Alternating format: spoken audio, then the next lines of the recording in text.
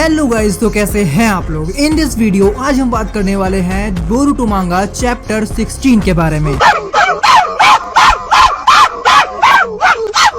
इस चैप्टर में फ्लैशबैक दिखाया जाता है कि कैसे बोरुटो ने फ्लाइंग राइजिन जुत्सु को यूज करना सीखा आफ्टर द मेट ऑफ काशिनकोजी। सो काशिनकोजी यहाँ पर बोरुटो से बोलता है एक स्पेस टाइम निंजुत्सु किसी भी चीज को इंस्टेंटली ट्रांसपोर्ट कर सकता है किसी और प्लेस पे, भले वो इंसान हो या फिर कोई ऑब्जेक्ट। और ये जो पावर है वो एक उत्सुकी की बेसिक एबिलिटी है जो तुमने इससे पहले भी यूज किया है, बट अगर तुम इस एबिलिटी को अभी यूज करोगे तो शायद तुम कंट्रोल से बाहर जा सकते हो। बट इस स्पेस टाइम निंजुत्सु को तुम आफ्टर 6 ईयर मास्टर कर लोगे। इवन तुम्हारा इस पर पूरा का पूरा कंट्रोल होगा। तुम अपने चाकरा को निंजा टूल से अटैच करके उसे सेंस करो तो तुम उस ऑब्जेक्ट के पास इंस्टेंटली जा सकते हो। सो निंजुत्सु के अंदर बहुत सारे लिमिट्स होने की वजह से इस पावर को तुम फ्रीली यूज कर सकते हो और तुम्हारा कंट्रोल भी नहीं जाएगा। और ये फ्लाइंग थंडर गॉड जुत्सु तुम्हारे ग्रैंडफादर की स्पेशलिटी थी। यहाँ 2 डिफरेंट जुत्सु है जो तुम मास्टर करने वाले हो। पहला है फ्लाइंग राइजिन जुत्सु जो एक स्पेस टाइम निंजुत्सु है और दूसरा है जिसे तुमने खुद ही बाय ओन बनाया है। इसके बाद बोरुटो खुद से बोलता है wow I am a genius. बात तो सही है। काशिनकोजी यहाँ बोरुटो को समझाता है कि उसे किस तरीके से फ्लाइंग राइजिन को यूज करना सीखना है जिससे Boruto any kind of Ninja tool की हेल्प से फ्लाइंग राइजिन जुत्सु को यूज कर सकता है अगर वो उस टूल को देख रहा है तो, जिस पर उसने अपना चाकरा गैदर किया है। जब तक निंजा टूल विजिबल है तब तक तो कोई टेंशन नहीं है, लेकिन अगर कोई निंजा टूल बहुत ज्यादा दूर है तो उसे सेंस करना थोड़ा मुश्किल रहता है। नाउ बोरुटो यहाँ बोलता है कि ये तो कुछ ज्यादा ही मुश्किल लग रहा है। देन काशिनकोजी इस चीज का सोल्यूशन देता है बिकॉज तुम्हारे पास बहुत सारे ऑब्जेक्ट्स आएंगे जिनका सेंस बिल्कुल सेम होगा और अलग अलग प्लेस पे होंगे। इवन वो तुम्हारे पास भी हो सकते हैं जो तुम्हें अलग अलग डिस्टेंस पे जाने में हेल्प करेंगे, जिनके शेप अलग होंगे, इवन दिखने में भी अलग होगा। सो बोरुटो यहाँ बोलता है तो इस फ्लाइंग राइजिन जुत्सु को करने में थोड़ा आसानी रहेगी। इवन इसके अंदर ट्रेनिंग भी बहुत ज्यादा लगेगी। काशिनकोजी बोलता है कि भाई ये ध्यान रखना कि जो भी मैंने तुम्हें इन्फॉर्मेशन दी है वो तुम्हें 2 मिनट में दे दी, लेकिन इसी इन्फॉर्मेशन को तुम्हें जानने में कई साल लग गए। सो तुम्हें ट्रेनिंग बहुत ज्यादा करनी पड़ेगी। जिसमें बोरुटो बोलता है I will do it. Now अब बात आती है फ्यूचर की, जिसके अंदर बोरुटो बोलता है कि तुम जो भी फ्यूचर देख रहे हो गुड और बैड उसे तुम सभी को बताते क्यों नहीं। इससे ये रहेगा कि डायरेक्शन बिल्कुल सही रहेगी फ्यूचर की। काशिनकोजी बोलता है कि बात ये है कि कुछ पीपल ऐसे होते हैं जिनके फ्यूचर जानने से कोई फर्क नहीं पड़ने वाला, लेकिन कुछ पीपल ऐसे होते हैं जिनके जानने की वजह से पूरा फ्यूचर चेंज हो सकता है। एक बार अगर तुमने फ्यूचर जान लिया तो जरूरी नहीं कि तुम उसी तरह से एक्ट करोगे। यहाँ पे ब्रांचेस ही अलग हो जाती हैं और उसकी प्रिडिक्शन करना और भी ज्यादा मुश्किल हो जाता है। सबसे बड़ी बात यहाँ ये है कि हम किसी भी चीज की अगर प्रिडिक्शन कर देते हैं तो वो मीनिंगलेस हो जाता है। सो यहाँ पर हम जितना अपने फ्यूचर के बारे में जानेंगे हमारा फ्यूचर उतना ही ज्यादा अनस्टेबल हो जाएगा और हम अपनी डेस्टिनी से दूर भागते जाएंगे। सो फ्यूचर देखना किसी भी एक सिंगल फ्यूचर को बनने नहीं देता है और हम अपनी डेस्टिनी से दूर चले जाते हैं। सो दैट्स व्हाई मुझे ये लगता है कि हमें फ्यूचर नहीं देखना चाहिए। सो ये हमारी ड्यूटी है कि हम अपना एम बना के चले और फ्यूचर के प्रेडिक्शंस को किसी को ना बताएं, जिसमें एक सिंगुलैरिटी क्रिएट होगी और हम अपनी जर्नी में उसी बेटर फ्यूचर के पास जाएंगे। देन बोरुटो पूछता है तो हम क्या हैं? काशिनकोजी बोलता है तुम भी सिंगुलैरिटी के अंडर ही आते हो।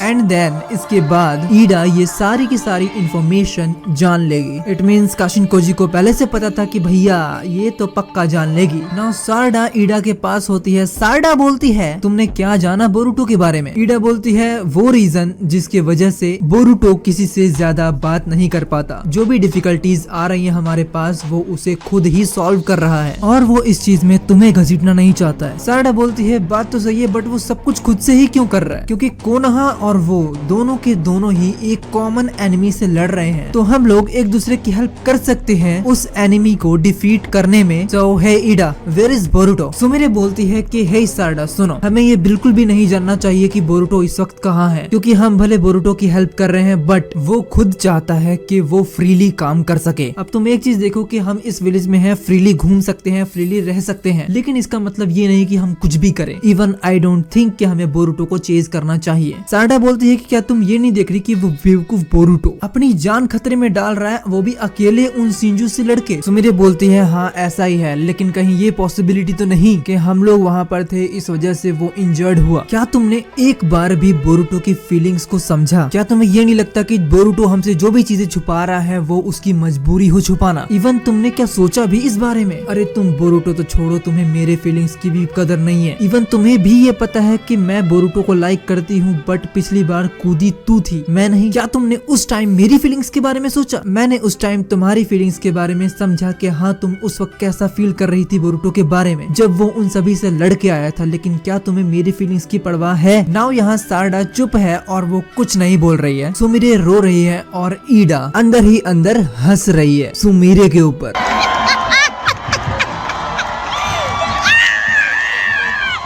रियली ईडा से बड़ी मतलबी औरत कोई होगी नहीं। इसे कहते हैं गोल्ड डिगर, जिसे अपना सब कुछ मिल गया बाकी सब जाए भाड़ में। नाउ सुमिरे बोलती है अब मुझे नहीं पता, बट मैं ऐसी सिचुएशन में नहीं रह सकती। देन सुमिरे वहाँ से उठ के चली जाती है। सारडा सुमिरे से बोलती है हे क्लास रैप रुक जाओ। नाउ सुमिरे रुकती है और वो बोलती है कि कब तक तुम मुझे क्लास रैप बोलती रहोगी। इतना कहने के बाद वहाँ से सुमिरे चली जाती है।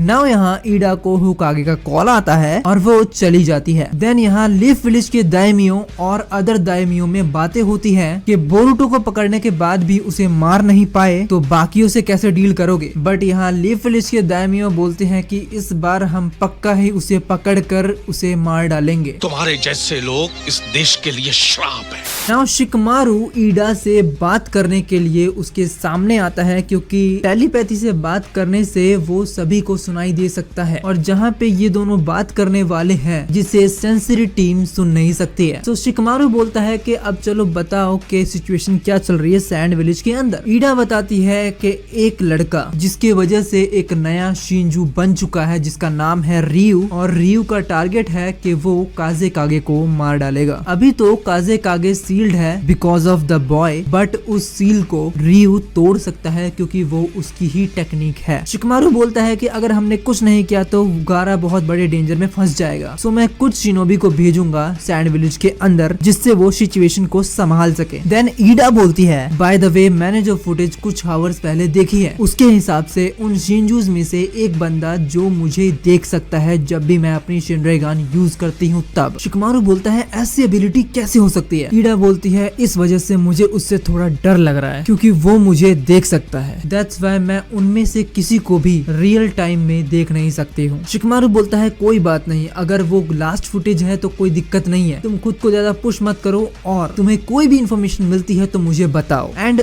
ऑल्सो अबाउट बोरुटो कि तुम ही थे जिसने बोरुटो को विलेज से भागने में हेल्प की मित्सुकी के साथ। शिकमारू बोलता है तुम बोल क्या रही हो? ईडा बोलती है कोई बात नहीं, मैं किसी को बताने नहीं वाली कि तुमने ही हेल्प की थी। ये मेरे लिए भी ठीक नहीं होगा क्योंकि मैं भी नहीं चाहती कि बोरुटो के लिए मुश्किलें और ज्यादा बढ़ जाएं। शिकमारू ईडा की तरफ सरप्राइजिंगली देखता है कि भाई इसको क्या हो गया। खाओ माँ कसम। ईडा बोलती है बोरुटो एंड कावाकी के बीच कॉम्प्रोमाइजेशन ही बहुत मुश्किल से हुआ है। एटलीस्ट वो दोनों मिलकर शिंजू को रोकने का ट्राई तो कर रहे हैं और बेटर यही रहेगा कि हमें इंटरफेयर नहीं करना चाहिए इस बारे में। शिकमारू बोलता है वेल ईडा क्या तुम ये देख सकती हो कि बोरुटो का एलाई कौन है? क्योंकि पिछली बार मैंने उसे टोड के साथ देखा था और टोड का यूज काशिन कोजी करता है। सो क्या वो वही है? नाउ ईडा के बालों के अंदर से एक फ्रॉग निकलता है और वो फ्रॉग बोलता है बिल्कुल सही कहा तुमने शिकमारू नारा, अब मेरी बात को ध्यान से सुनो और कोई भी क्वेश्चन मत पूछना मुझसे। इस बीच में शिकमारू बहुत ज्यादा सरप्राइज है बिकॉज उसके यहाँ सीधा स्पाई हो रहा है और वो टोड बोलता है तुम्हें कोनोहामारू सारुटोबी, मित्सुकी और सारडा को भेजना होगा लैंड ऑफ विंड के अंदर क्योंकि रियू और मित्सुरी दोनों के दोनों ही जा रहे हैं सैंड विलेज के अंदर। इवन तुम्हें 2 निंजा और मिलेंगे जिसके साथ तुम मिलकर उन्हें डिफीट कर सकते हो। शिकमारू बोलता है प्लीज मुझे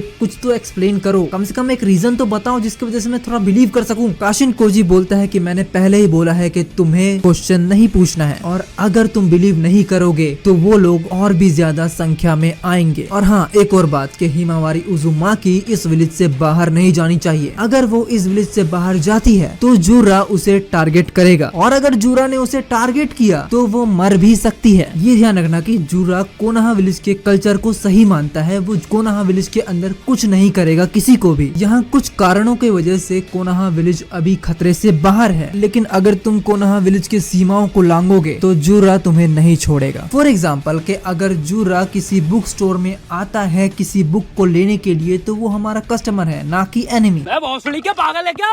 शिकमारू बोलता है सीरियसली? काशिन कोजी बोलता है this is not a joke. Jura को बस तुम लोग भड़काना मत। ध्यान रखना अगर जुरा सीरियस हो गया ना तो हमारे विक्ट्री के जो भी छोटे मोटे चांसेस हैं वो भी खत्म हो जाएंगे। सो यहाँ जुरा इन्वॉल्व ना हो इस चीज का ध्यान तुम्हें रखना पड़ेगा और सिर्फ उसके एलाइज को ही किल करना। और अगर जुरा आए तो वहाँ से जितना हो सके उतना भागने की कोशिश करना। इतना ही बस कहना था मुझे। Good luck, bye. शिकमारू बोलता है एक मिनट रुको। काशिन कोजी बोलता है फॉर हेल्पिंग बोरुटो थैंक्स। जो तुमने बोरुटो की हेल्प की कोनोहा के अगेंस्ट जाके, और तुमने वही किया जिस पर तुम्हें बिलीव था। वैसे भी मैं तुम्हें किसी चीज के लिए फोर्स नहीं कर रहा, लेकिन हाँ एक सही फ्यूचर के लिए तुम्हारा डिसीजन कोई गलत नहीं था और अपने दिल की सुनना दिमाग की नहीं। नाउ काशिन कोजी वहाँ से चला जाता है। नेक्स्ट पेज में हमें सुमिरे को दिखाया जाता है जिसमें वो ये बोलती है कि मैं ऐसा क्यों करती हूँ हमेशा, और टीम 7 को शिकमारू सैंड विलेज के अंदर भेज देता है। देन कोनोहामारू को पीछे से कोई बोलता है कोनोहामारू सेंसे। देन कोनोहामारू पीछे देखता है तो उसके पीछे होते हैं योडो एंड आर्या जो बोलते हैं thank you for coming Konohamaru sensei. Konohamaru बोलता है कि हाँ हमें तुम्हारे साथ ही काम करना है। सो यहाँ पर टीम 7 एंड योडो मिलकर मित्सुरी एंड रियू का वेट करते हैं, जिसमें मित्सुकी कोनोहामारू से बोलता है कि 8th होकागे को कैसे पता कि वो लोग यहीं आने वाले हैं। कोनोहामारू बोलता है देखो ये बात तो मुझे नहीं पता, मुझे भी हाफ इन्फॉर्मेशन ही है। नाउ कोनोहामारू मित्सुरी एंड रियू को ढूंढ लेते हैं। मित्सुरी एंड रियू एक फ्रॉग को देख रहे होते हैं जो काशिन कोजी का होता है, आई डोंट नो व्हाई, जिसके अंदर वो दोनों बोलते हैं कि ये पक्का ही बोरुटो का है। एंड देन ये चैप्टर यहीं पर खत्म होता है। बाकी आपको ये चैप्टर कैसा लगा प्लीज कमेंट्स में लिख के जरूर बताना, एंड इस चैनल को सब्सक्राइब करो, बेल आइकन जरूर दबा देना। Thank you for watching guys, मिलते हैं नेक्स्ट वीडियो में।